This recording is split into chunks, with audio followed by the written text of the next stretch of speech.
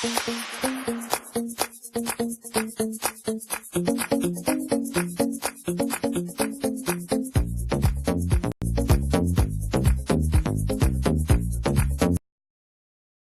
MP Tulip Siddiq resigns from frontbench over Article 50 vote. MP for Hampstead and Kilburn, where 75% voted to remain in the EU, quits as Shadow Minister over Corbyn three-line whip.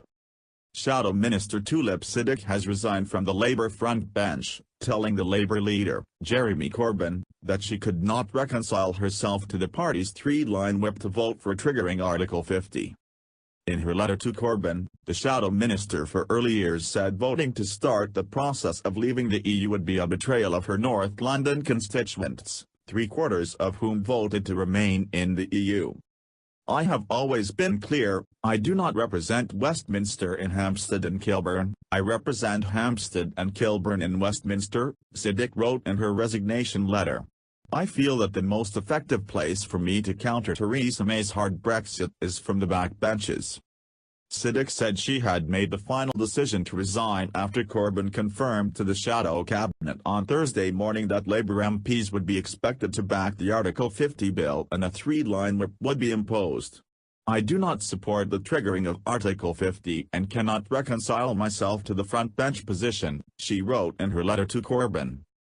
Siddiq was first elected in May 2015 with the majority of just 1,138, and appointed to the Labour frontbench in Corbyn's reshuffle following his re-election in September. About 75% of Siddiq's constituents voted Remain in the EU referendum.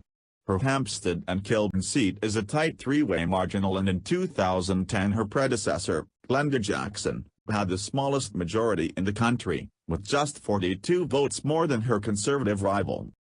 The Lib Dems also have a strong presence, with their candidate in third place on just 841 fewer votes than Jackson in 2010. In her resignation letter to Corbyn, Siddiq wrote, "Leaving the European Union presents enormous uncertainty for my constituents, with most believing that the disadvantages of leaving outweigh any potential benefits. Many still don't have firm guarantees that their residential rights will be protected after Brexit." Siddiq said she had real concerns about giving the government the nod to proceed with leaving the EU without guarantees on membership of security agencies, environmental or employment rights. The MP said she understood Corbyn had a difficult job as leader and it is not my intention to cause more complications, but added she believed that Corbyn would understand her commitment to her constituents. "We are both united in our values of fairness, social justice and equality, and I know you, above everyone else, will recognize my commitment to my local constituents," she wrote. "I will look carefully at amendments brought to the debate, consider them in their own right and work constructively to develop such guarantees. I support Keir Starmer and my Labour colleagues, and know they are working to get the best deal for Britain throughout this process." Corbyn told Sky News on Thursday the bill was clearly a three-line whip, but acknowledged it would be difficult for some MPs. "I fully understand the pressures and issues that members are under, those who represent Leave constituencies and those who represent Remain constituencies. Labour is in the almost unique position of having MPs representing constituencies in both directions, and very strongly in both directions.